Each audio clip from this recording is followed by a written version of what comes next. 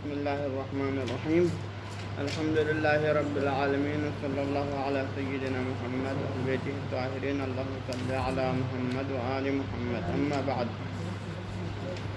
موضوع گفتگو چل رہے تھے عقد الفضولی لنفسہ کے حوالے سے، ٹھیک ہے جی۔ تو عقد الفضولی لنفسہ کے حوالے سے بعض علماء نے فرمایا ہے کہ اگر اس معاملے پر مالک اجازت دیتا ہے تو پھر یہ کیا ہوتا ہے، اس کی اجازت یہ اس بات کا سبب بنتا ہے کہ یہ معاملہ فضولی کے ہم میں واقع ہو سکتا ہے کہ جس کے نتیجے میں کیا ہوگا، یعنی ثمن یا مبیع فضولی کی ملکیت میں داخل ہو سکتا ہے۔ اگر بیع فضولی ہو تو پھر یعنی ثمن فضولی کی ملکیت میں آ سکتا ہے، اور اگر شرائع فضولی ہوتا ہے نتیجے میں کیا ہوتا ہے، مبیع فضولی کی ملکیت میں داخل ہو جاتا ہے۔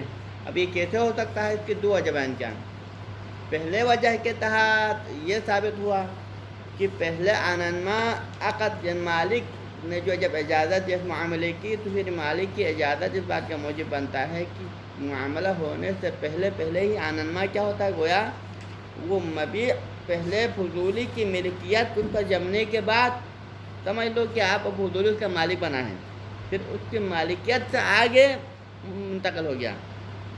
بیع فضولی، فرض کر ہم بیع فضولی کی بات کرتے ہیں، تو بیع فضولی میں مالک نے اجازت دیا، ٹھیک ہے نا، تو پھر اس کی اجازت کے نتیجے میں یہ لگتا ہے کہ پہلے مبیع آگے فضولی کی آگے منتقل ہونے سے پہلے گویا کہ مالک نے خود اس بات کی اجازت دیا ہے کہ تم اس کا مالک بن سکتا ہے پہلے، یعنی میرے مال تم فروغ کر سکتے ہیں، مطلب یہ ہوگا نا۔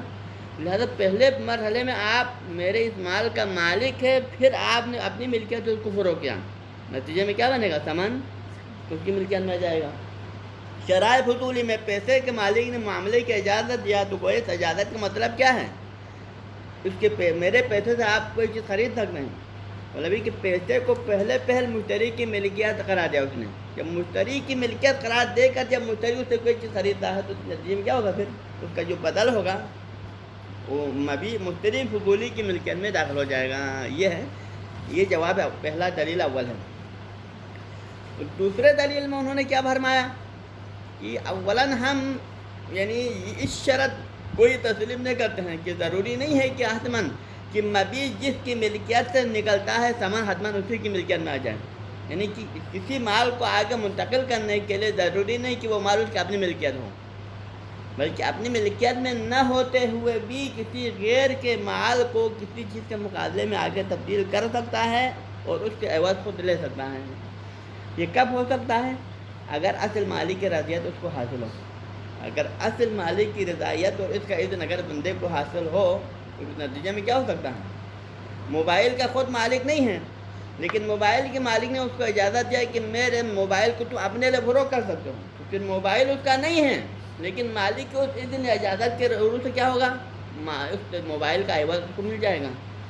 جب شرائع فضولی کے اندر پیسہ اس کا اپنا نہیں تھا لیکن پیسے کے مالک نے اس کو اذن دیا، اجازت دیا کہ میرے پیسے سے تم اپنے لیے کوئی چیز خرید سکتے ہیں، پیسہ تو اس کا نہیں ہے لیکن مالک کی اذن اجازت کے نتیجے میں پھر پیسے کا جو بدل ہے وہ اس کا جو مال ہے کیا ہو سکتا ہے، وہ شرع مشتری فضولی کی ملکیت میں داخل، تو لہذا اس کا بدل اس کی ملکیت میں آنے کے لیے مبدل اس کی ملکیت میں ہونا ضروری نہیں، کسی اور کا ہو لیکن اس کا بدل اس کی ملکیت میں آ جائے، یہ عین ممکن ہے۔ یہ شک ہے اس بات کے تحت اس شرع فضولی لنفسہ صحیح ہے، کس کا ہم صحیح ہے، خود فضولی کے ہم ہے صحیح ہے، اور ثمن یا مبیع فضولی ہی کی ملکیت بن سکتا ہے، یہ ہے جواب۔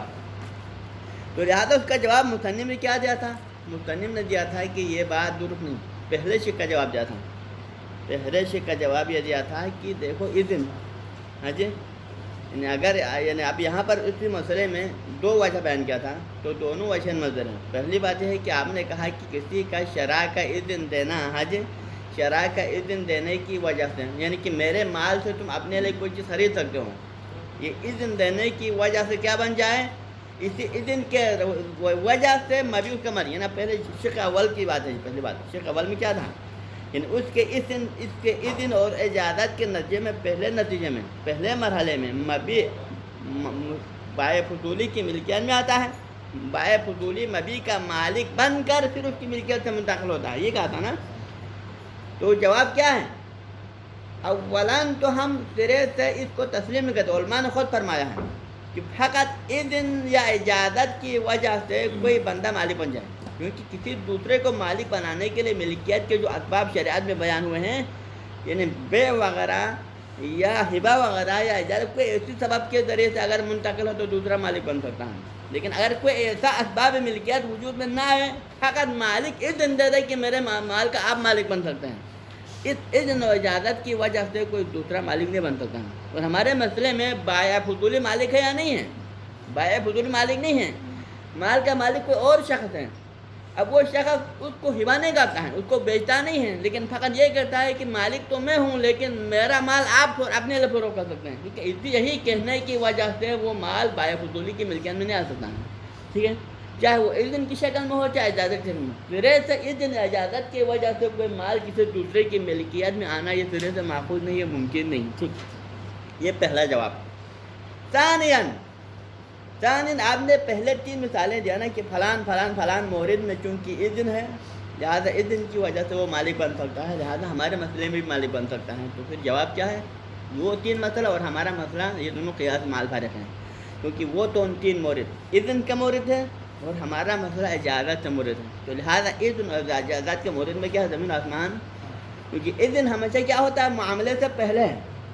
لہذا جب معاملے سے پہلے ہی اس نے اذن دے دیا کہ تم نے ابھی تک فروخت نہیں کیا ہے لیکن تم میرے موبائل کو اپنا بنا کے فروخت کر سکتے ہیں، تو اس اذن کے اندر سے یہ نتیجہ ہم لے سکتے ہیں کہ مالک نے جب اذن دیا تو نتیجے میں اس نے پہلے اذن کے ساتھ کیا اذن دیا؟ اس کی ملکیت میں بھی قرار دیا ہو، اپنے مال کو اس کی ملکیت میں قرار دینے کا جو نتیجہ حاصل ہو سکتا ہے. لیکن اجازت میں کیا ہوتا ہے؟ بے پہلو ہوا ہے، بے ہوتے وقت اس کی طرف سے کوئی رضایت سامنے نہیں آیا ہے، غیر کے مال کو فروخت کیا، فروخت کرتے وقت غیر کے مال سے فروخت کیا، لیکن بعد میں مالک کی طرف سے اجازت آ جاتا ہے تو اس اجازت کے اندر یہ اثر موجود نہیں ہے، اس کے اندر یہ خاصیت موجود نہیں ہے کہ پہلے والے معاملے کی حقیقت کو چینج کریں، کہ پہلے جو معاملہ غیر مالک کے عنوان سے وجود میں آیا ہو پھر وہ عنوان مالک میں کنورٹ کریں. اس اجازت کے اندر صلاحیت نہیں، اذن کے اندر صلاحیت ہو سکتا ہے لیکن اجازت کے اندر یہ خاصیت نہیں ہو سکتا. لہٰذا یہ دونوں قیاس مال فرق ہے. یہ ہم نے 2 جواب فرقوں دیا تھا. اب اس کے بعد فرماتے ہیں کیا یہ معاملہ، پھر ایک سوال آئے گا نا کہ جب یہ نہیں ہو سکتا تو نتیجے میں پھر یہ معاملہ سرے سے باطل ہونا چاہے. آپ کس سے قائل ہیں؟ مالک کے اجازت کی صورت میں پھر یہ مالک کے حق میں تو واقع ہو سکتا ہے. اب فی الحال آپ اس کو معاوضہ تو سمجھتے ہیں اور عام کے نظر میں، لیکن اس کی ملکیت کے آپ خلاف ہیں. پھر یہ معاوضہ کیسے بنے گا؟ اگر وہ مالک نہیں بنتا ہے تو معاوضہ بننے کا معیار کیا ہے؟ اس کا جواب ہے نعم. لما بنی علی ملکیہ ہوا علی ملکیت ذالک المال عدوانا، لیکن چونکہ بنیا بنا، بنیاد رکھا. کس نے بنیاد رکھا؟ فضولی نے بنیاد رکھا. کیونکہ فضولی نے جب غیر کے مال کو فروخت کر رہا ہے، اپنے لیے فروخت کر رہا ہے نا، تو یہ کس عنوان سے فروخت کر رہا ہے؟ بھائی یہ مال غیر کا ہو اور آپ اپنے لیے فروخت کر رہا ہے، اس کا مطلب ہے کہ آپ نے اپنے آپ کے مالک ہونے پہ بنا رکھا نا. اب یہ مالک ہونے پہ بنا کیسے رکھ سکتا ہے؟ یا عدواناً ہو سکتا ہے یا اعتقاداً. عدواناً مالک ہونے پہ بنا کا کہاں پہ ہوتا ہے؟ غاصب کے اندر. لیکن جب آپ نے کسی غیر کے مال کو غصب کر کے لاتا ہے یا چوری کر کے لاتا ہے تو پھر اس کے اپنے غاصب کا اپنے عقیدہ کیا ہوتا ہے؟ جب میں نے اس کی مال کو چوری کر کے لایا اب یہاں سے آگے میں مالک ہوں، یہ ہوتا ہے نا. یہ عدواناً ہے، مالک عدوانی ہے. ایک دفعہ ایک بندہ اشتباہ ہوتا ہے، اپنے اور غیر کے مال میں پھرانے کا سگا اشتباہاً اس نے اپنا مال سمجھا، حالانکہ حقیقت میں کیا تھا؟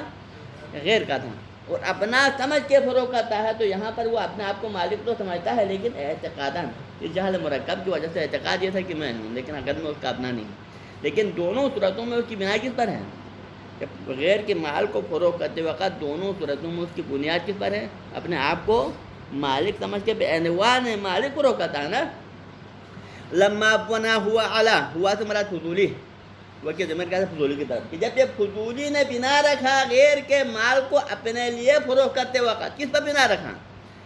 علی ملکیت ذالک المال، اس مال کے ملکیت کے اوپر کہ یہ موبائل جو میں فروخت کر رہا ہوں میں اپنا موبائل فروخت کر رہا ہوں، حالانکہ کیونکہ اپنا نہیں ہے، اپنے عنوان سے فروخت کر رہا ہے، لیکن یہ ملکیت پہ بنا کیوں رکھا؟ عدواناً اور اعتقاداً، یا عدواناً اپنا ہونے پہ بنا رکھا. کب؟ اگر وہ غاصب ہونے کی صورت میں. ٹھیک. او اعتقاداً، یا وہ غاصب نہیں تھا لیکن اشتباہ ہوا ہے اس کو اپنے اور غیر کے مال میں، تو لہذا اعتقاد اس کا یہ ہے کہ اس کا اپنا مال ہے، اس بنا پر اس کی مالکیت پر بنا رکھا۔ بنا ہوا علی ملکیت ذالک المال، وہ اس مال کا اپنے ملکیت میں ہونے پہ بنا رکھا، تو نتیجے میں کیا اس نتیجے میں پھر جب یہ بنا رکھا تو قصدا، یہ لما کا جواب ہے، جب اس نے اپنی مالکیت پر بنا جب رکھ کے معاملہ کرتا ہے تو گویا اس نے کیا قصد کیا ہے، قصد بالمعاوضہ، تو نتیجے میں اس معاوضہ کرتے وقت اس نے یہ قصد کیا ساتھ ساتھ، جب اس نے اپنے آپ کو مالک سمجھ گیا تو پھر یہ بھی ساتھ ساتھ قصد کیا، کیا قصد کیا، رجوع البدل الیہ، معاوضہ کرتے وقت خود بخود بدل اس کی طرح آنے کا بھی قصد کیا نا، جب آپ نے اپنے آپ کو مالک فرض کے فروغ کرتا ہے کہ یہ موبائل میرا اپنا ہے، میں اس کو فروغ کر رہا ہوں، تو پھر معاملے میں کیا قصد کرے گا، جب میرا اپنا ہے تو پھر اس کا بدل بھی مجھے ملنا چاہے، اس کی جو قیمت بھی مجھے خود ملنا چاہے، میری ملکیت مان یہ قصد کیا نہیں کیا، یہ قصد کچھ نہ خطات کیا۔ تو پھر اب اس معاملے پر مالک کی اجازت آتا ہے، فضولی نے کیا رکھا، معاملے کرتے وقت غیر کے مال پر اپنے آپ کو مالک سمجھا، مالک کے عنوان سے فروغ بھی کیا، اور یہ بھی قصد کیا کہ اس کا بدل بھی مجھے ملنا چاہیے، یہ معاملہ ہوا۔ پھر اس معاملے پر کیا ہوا، مالک اصلی کی طرف سے اجازت مل گیا۔ مالک اصلی کون ہو سکتا ہے، اگر بے فضولی ہو تو مبیع کا مالک اصلی ہو سکتا ہے، اگر شرائع فضولی ہو تو پیسہ کا مالک اصلی ادھر ہو سکتا ہے۔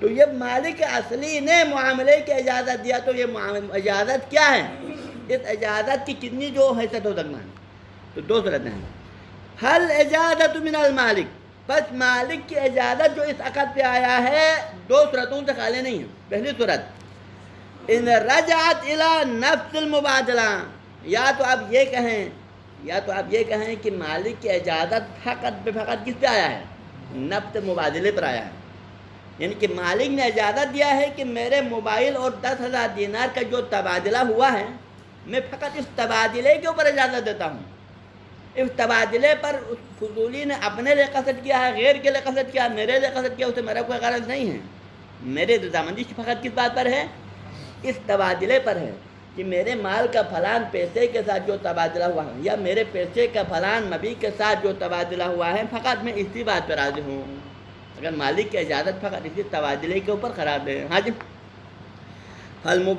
فالاجازت من المالک ان رجعت الى نفس المبادلہ، اگر مالک کی اجازت خود نفس مبادلے کے اوپر قرار دے، جس تبادلے پر مالک راضی ہے، تو پھر اگر یہ اجازت کی حیثیت اگر یہ ہو تو نتیجہ کیا ملے گا، پھر فائدہ یہ ہوگا کہ افادت الاجازت دخول البدل فی ملک المجیر، تو نتیجے میں پھر یہ اجازت کیا فائدہ دے گا، اجازت یہ فائدہ دے گا کہ ڈائریکٹ اس عوض کو کس کی ملکیت میں قرار دے گا، خود اپنی ملکیت میں قرار دے گا، کیونکہ اس نے اس مالک فضولی کی بنا کے پر اجازت نہیں دیا، فضولی کے قصد پر اجازت نہیں دیا ہے، کہ نفس تبادلے پر اجازت کہ میرے مال کے ساتھ جو تبادلہ ہوا میں اس پر راضی ہوں، تو لہٰذا اس کی اجازت کے نتیجے میں کیا ہوگا، پھر اس مال کا جو بدل ہے خود بخود اسی مجید اور اجازت دینے والے مالک کی ملکیت میں خود بخود آ جائے گا، یعنی بالفرض اگر اجازت بے فضولی کے اوپر ہو تو نتیجے میں ثمن ڈائریکٹ مجید کی ملکیت میں چلا جائے گا، اگر اس کی اجازت اگر شرائع فضولی کے اوپر ہو تو پھر ڈائریکٹ مبیع اس کی مجید کی ملکیت میں چلا جائے گا، مالک اصلی کی ملکیت میں، سمجھانا رہا۔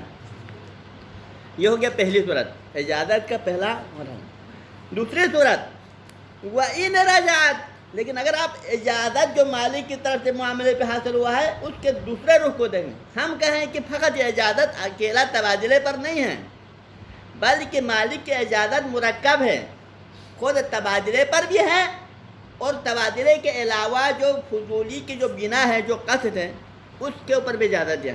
فضولی کی کیا بنا تھا، فضولی کے قصد کیا ہے کہ مالک میں ہوں اور اس کا عوض بھی مجھے ملنا چاہیے، یہ قصد کیا تھا نا، تو ہم کہیں گے کہ مالک کی اجازت اکیلا تبادلے پر نہیں ہے، تبادلے کے علاوہ فضولی کی اسی قصد پر بھی اجازت ہے، تو پھر فائدہ کیا ملے گا، اس کا نتیجہ کیا ہوگا، وَإِنْ رَجَعَتِ الْإِجَازَةُ، اگر مالک اصلی کی اجازت پلٹ جائے کہاں پر، إِلَى الْمُبَادِلَةِ، اس مبادلے کے اوپر، کون سے مبادلے کے اوپر، مُنْضَمَّةً إِلَى بِنَاءِ الْآخِرِ، کہ اس تبادلے کے علاوہ جو اس کے اندر ایک جو قصد اور بنا بھی ہے نا، فضولی کی قصد اور جو بنا ہے آخر کی، اس کے اوپر بھی اجازت ہے. وہ بنا کیا ہے؟ وہ قصد کیا ہے؟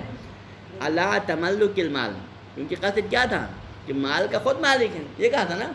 کیونکہ فضولی نے معاملہ کرتے وقت قصد کیا تھا کہ مال چونکہ میرا ہے لہذا اس کا بدل بھی میری ملکیت میں آنا چاہیے. یہ تھا نا. اس کا جو بدل ہے وہ بھی میری ملکیت میں چاہیے. یہ تملک کا قصد کیا تھا نا.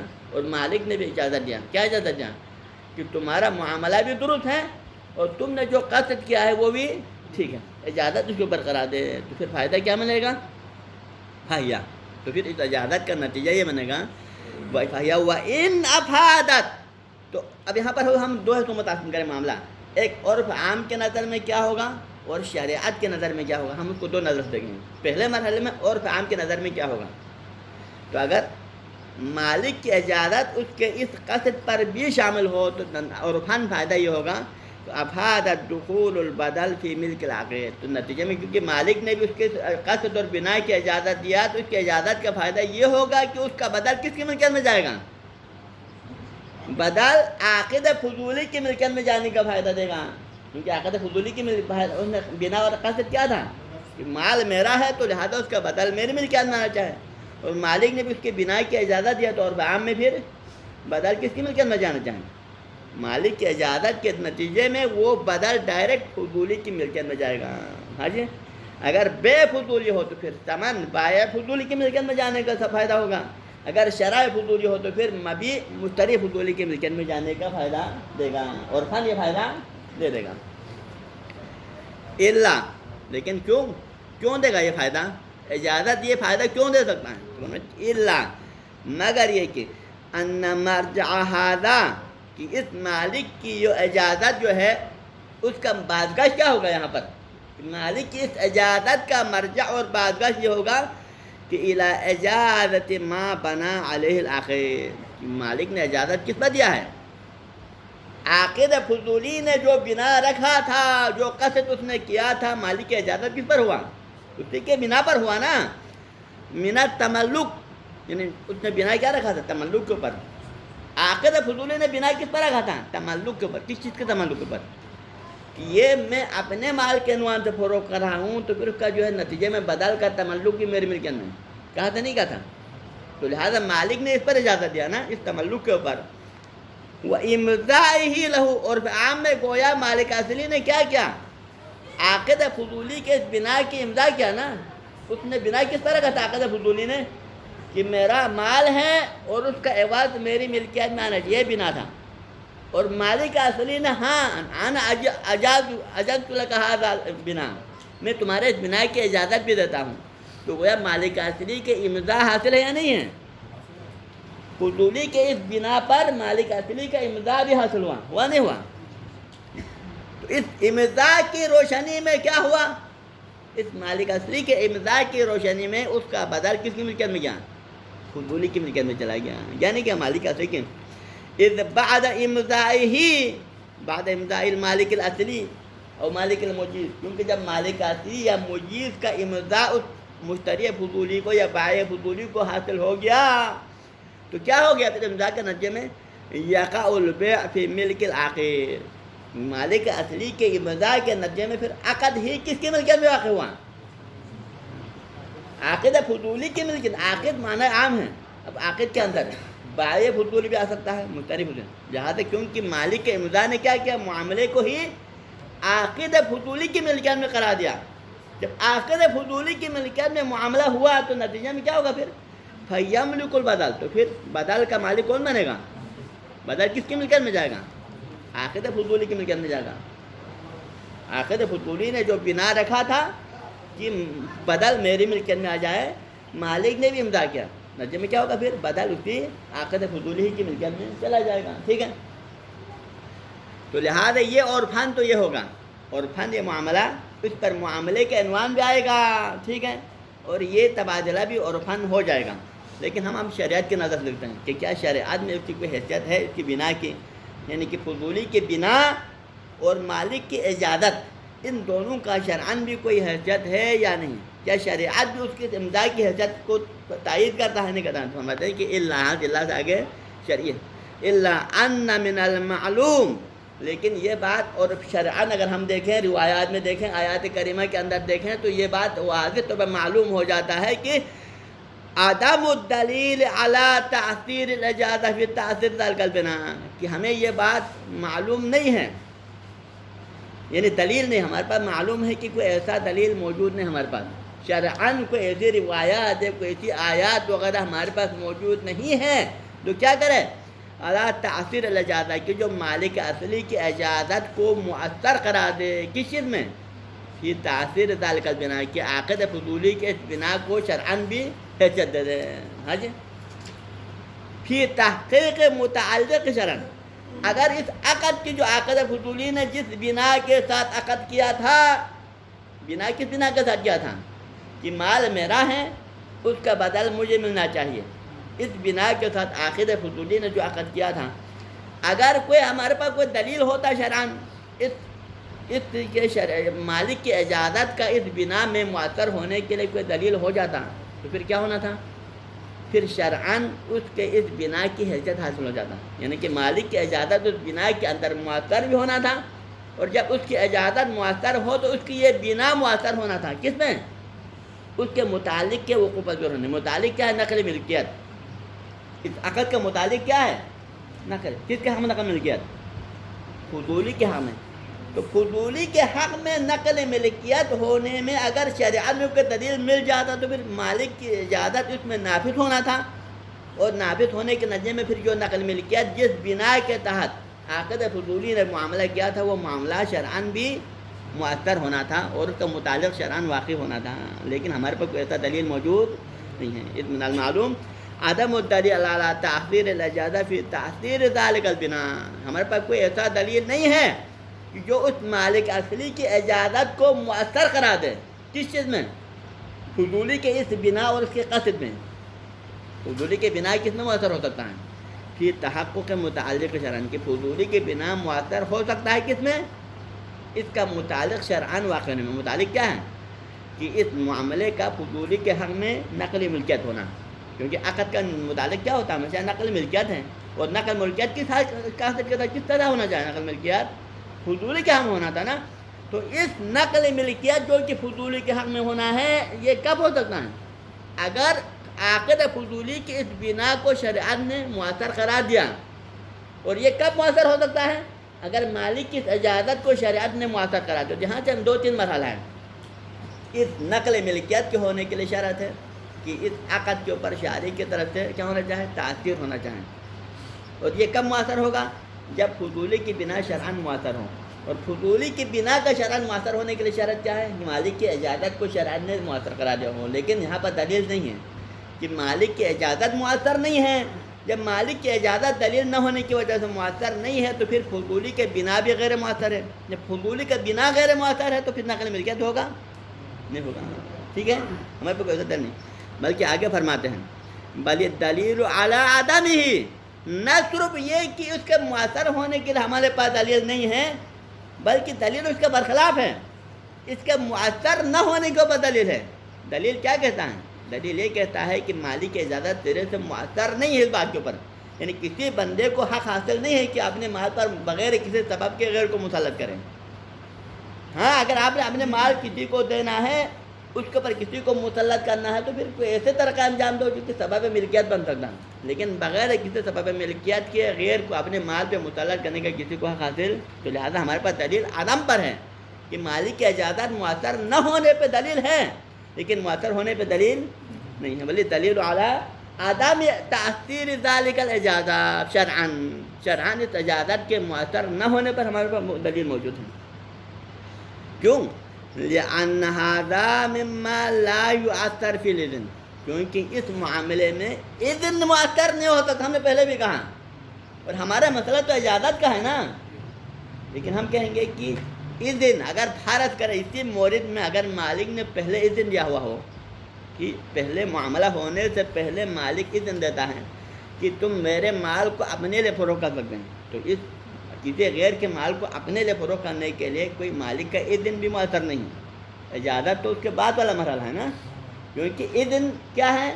فرد اقوا ہے، اجازت فرد اضعاف ہے، تو فرد اقوا مؤثر نہیں ہو سکتا، فرد عذاب کیسے مؤثر ہو سکتا ہے؟ تو بطور قول ملفظ کے یہاں طریقہ اولویت کی ہم کہہ سکتے ہیں کہ یہاں پر اذن جب مؤثر نہیں ہو سکتا ہو تو اجازت بطور اولا مؤثر نہیں ہو، کیونکہ وہ فرد عذاب ہیں، ٹھیک ہے نا؟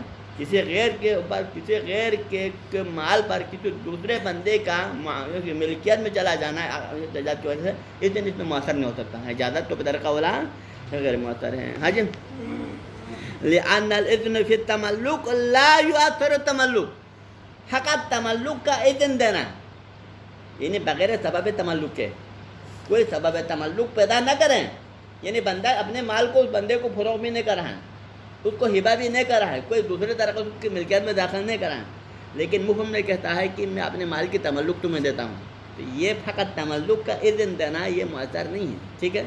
تملک کا اذن دینا تملک کے اندر مؤثر، یعنی کسی دلیل نے یہ نہیں کہا ہے کہ سبب ملکیت میں سے ایک اذن تملک بھی ہے، کہیں پر ایسا نہیں ہے نا، تو لہٰذا اذن کسی کے مال پر کسی دوسرے کو تملک قرار دینے کے لیے اذن مؤثر نہیں ہے۔ ہاں جی، تو لہٰذا فکیف اجازت ہو، فکیف تؤثر الاجازت فی ھذا، جب اذن اس بات میں مؤثر نہیں ہو سکتا ہے تو پھر اجازت کیسے مؤثر ہو سکتا ہے؟ اجازت تو بدر اولا تملک میں مؤثر، تو لہٰذا نتیجے میں پھر عرفاً تو یہ معاملہ کسی حد تک عرف کے نظر میں معقول ہے، لیکن شریعت اس معاملے کی اجازت نہیں دیتا، اور شریعت کی حیثیت نہیں ہے تو پھر کسی کو حیثیت نہیں ہے، کیونکہ عرف کے معاملات وہاں درست ہے جہاں شریعت اس کی امضا کریں، جہاں شریعت کا امضا نہ ہو وہاں پر عرف عام کی جو معاملہ باطل ہوتا ہے۔ ہاں جی، جیسا کہ معاملہ ربوی کیا ہے؟ عرف عام میں صحیح ہے لیکن شریعت کی اجازت نہیں دیتا ہے، تو لہٰذا کیا ہے؟ صحیح نہیں ہے، ٹھیک ہے نا؟ یہ تو ہو گیا پہلے مطلب کا جواب۔ تو پہلے مطلب کا جواب کیا تھا کہ پہلے مرحلے میں اپنے آپ کو مالک فرض کرے، پھر مالک فرض کرنے کے بعد بعنوان مالک معاملہ کرے، یہ تھا نا۔ اب آتا ہے دوسرا مسئلہ کیا ہے؟ سرے سے اس کی ملکیت میں آنا ضروری نہیں ہے، بغیر ملکیت میں آئے مالک کی اجازت کے ساتھ معاملہ، یعنی کہ اگر مبی فضولی کی ملکیت میں نہ آئے لیکن مالک اصلی کے اذن کی وجہ سے اس کا سامان اس کی ملکیت میں چلا جائے، یہ وہ۔ اما ثانی، دوسرا مسئلہ، فلما عرفتا، بس آپ نے جان لیا، ہم نے کیا جان لیا، یعنی کیا یہاں کیا ہوا ہے؟ مثلا ایک بندے نے کسی شخص کو اجازت دے دیا، اذن دے دیا کہ تم میرے مال کو اپنے لیے فروخت کر سکتے ہو، تم میرے مال کو اپنے لیے فروخت، یعنی میرا موبائل تو میرا ہے لیکن میرا ہوتے ہوئے بھی اس کے سامان تم اپنے ملکیت میں لے جا سکتے ہیں، اس معاملہ اس نیت کے ساتھ تم معاملہ کر سکتے ہو۔ تو یہ یہاں پہ کیا ہوا پھر؟ عقد سے پہلے مبی کس کی ملکیت میں ہے؟ مالک اصلی کی ملکیت میں باقی ہے، لیکن عقد ہونے کے بعد اس کا سامان کہاں جا رہا ہے؟ فضولی کی ملکیت میں جا رہا ہے۔ تو اس کا جواب کیا ہے؟ اس کا جواب یہ ہے کہ اس پر معاملے کا عنوان ہی نہیں آتا ہے۔ تو پہلا مسئلہ اس میں فرق کیا ہوا؟ پہلے مسئلے میں عرف عام کے نظر میں توازن، یعنی کہ یہاں پر معاملے کے عنوان تو ہے، مبادلہ تو مالن بمالن صحیح ہے وہاں پر، اور عام میں معاملہ صدق آتا ہے، اس پر بیع تو صدق آتا ہے لیکن شریعت کا امضا نہیں۔ لیکن دوسری بات اس طرح میں کیا ہے؟ سرے سے معاملے کے عنوان ہی صدق نہیں آتا ہے، وہاں پر تبادلے کے عنوان غلط ہے سرے سے، اور عام کے نظر میں ہی عنوان صدق نہیں آتا ہے۔ حج فلما عرفت من منافات الحقیقت البیع التي هي مبادلہ، یہ صورت ثانی، یہ سرے سے مبادلے کی حقیقت کے منافی ہیں، کیونکہ بے کیا ہے؟ بے وہاں صدق آتا ہے جہاں تبادلے کا عنوان ہو، مبادلہ تو مالن بمالن کا عنوان ہو، لیکن یہاں مبادلہ مالن بمالن کا عنوان نہیں ہے۔ حج ولذا صرح العلامہ رحمہ اللہ فی غیر موضع من کتبہ، اسی وجہ سے علامہ ہلی رحمۃ اللہ علیہ نے اپنی کتاب ہے، حج علامہ کی کتاب کیا ہے؟ تذکرہ ہے نا، اور دیگر کتابیں ہو سکتا ہیں، اس کے ایک سے زیادہ مقامات پر انہوں نے صراحت کے ساتھ کنایتاً اشارتاً نہیں فرمایا ہے، بلکہ صراحت کے ساتھ اپنی کتاب میں فرمایا ہے، ایک سے زیادہ مقامات من کتبہ، اپنے کتاب کے مختلف مقامات پر کیا فرمایا وہاں پر؟ تارتاً بأنه لا يتصور، اپنے کتاب کے بعض مقامات پر انہوں نے فرمایا ہے کہ اس طرح کے معاملات تصور ہی نہیں ہو سکتا کہ ایک بندہ خود مالک نہ ہو لیکن اس کے بعد اس کی ملکیت میں آ جائے مالک کی اجازت کی وجہ سے، یہ تصور ہی نہیں ہو سکتا ہے۔ وأخرى، اور دوسری جگہ پر علامہ نے فرمایا، کیا فرمایا؟ بأنه لا يعقل، یہ بات معقول نہیں ہے، انسان کے عقل کو تسلیم نہیں کرتا، کیا نہیں ہے؟ کہ ان یشتری الانسان لنفسه، کہ ایک انسان اپنے لیے خریدے، کس چیز سے خریدے؟ بمال غیرہ، دوسرے کے پیسے سے، پیسہ دوسرے کا ہو لیکن دوسرے کے پیسے سے خریدے، کس کے لیے؟ اپنے لیے کوئی چیز خریدے شیئن، یہ بات معقول نہیں ہے. یعنی بالفاظ دیگر پیسہ دوسرے کی جیب سے جا رہا ہے لیکن اس کے پیسے کا جو مقابل جو مبیع ہے وہ اس کے اپنی ملکیت میں جائے، یہ معقول نہیں ہے. بل ادعا بعضهم، بلکہ بعض علماء اعلام نے دعویٰ کیا. یہاں بعض مراد صاحب الجواہر ہے، ٹھیک ہے جی. یہاں بعض مراد کون ہے؟ صاحب الجواہر ہے. انہوں نے دعویٰ کیا ہے. کیا دعویٰ کیا؟ پھر مسئلہ قبض المبیع، یعنی مبیع کے قبضے کے حوالے سے، کہ جہاں پر قبض کے جو موضوع ہے فقہ کے اندر، اس حوالے سے صاحب جواہر نے کیا فرمایا ہے؟ عدم الخلاف فی بطلان قول مالک الثمن، یعنی اس معاملے کے بطلان میں کوئی اختلاف نہیں ہو رہی. یعنی بالفاظ قسم کا اجماع کا دعویٰ کیا صاحب جواہر نے. عدم الخلاف کا معنی ہے قسم کا اجماع کا اشارہ ہے، یعنی کہ علماء کے درمیان اس بات میں کوئی اختلاف نہیں ہے. کس میں اختلاف نہیں ہے؟ کہ بطلان قول مالک الثمن، کہ اگر ثمن کا مالک دوسرے شخص کو کہیں، ثمن کا مالک، پیسے کا مالک کسی بندے کو کہیں، کیا کہیں؟ اشتر لنفسک بہ طعاما، کہ میرا جو پیسہ ہے، یہ 10,000 دینار جو میرا ہے، اس میرے پیسے سے تم اپنے لیے کھانا خریدو. یہ کہنا باطل ہے. یعنی یہ مشتری کا کسی پیسے کے مالک کا یہ کہنا سرے سے غلط ہے، باطل ہے، صحیح نہیں ہے. ہاں جی. وقد صرح به الشیخ والمحقق وغیرہ، اور یہ فقط صاحب جواہر نے کہا ہے بلکہ شیخ طوسی، محقق اور اس کے علاوہ دیگر علماء نے بھی صراحت کے ساتھ کہا ہے کہ اس کے بارے میں عدم اختلافی کو علماء کے درمیان اختلاف نہیں ہے، بلکہ اجماعی مسئلہ ہے کہ کوئی بندہ اس طرح نہیں کہہ سکتا ہے کہ اپنے پیسے کو اپنی ملکیت میں رکھے لیکن اس کے بعد ملکیت میں رکھتے ہوئے اس کا جو ہے مقابل جو مبیع ہے وہ کس کی ملکیت میں داخل کریں؟ کسی اور شخص کی ملکیت میں داخل کریں.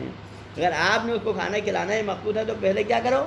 پیسہ اس کے نام پہ ہبہ کرو کہ میں پیسہ تمہارے نام پہ ہبہ کرتا ہوں، تمہارے لیے ہدیہ کرتا ہوں، تمہارا پیسہ بنے گا، پھر اپنے لیے کھانا کھاؤ، یہ ٹھیک ہے. لیکن پیسہ میرا بھی رہے اور کھانا وہ کھلائے، یہ بات معقول نہیں ہے، یہ باطل ہے، صحیح نہیں ہے. ٹھیک ہے جی. صلی اللہ علیہ سیدنا محمد و اہل بیتہ الطاہرین.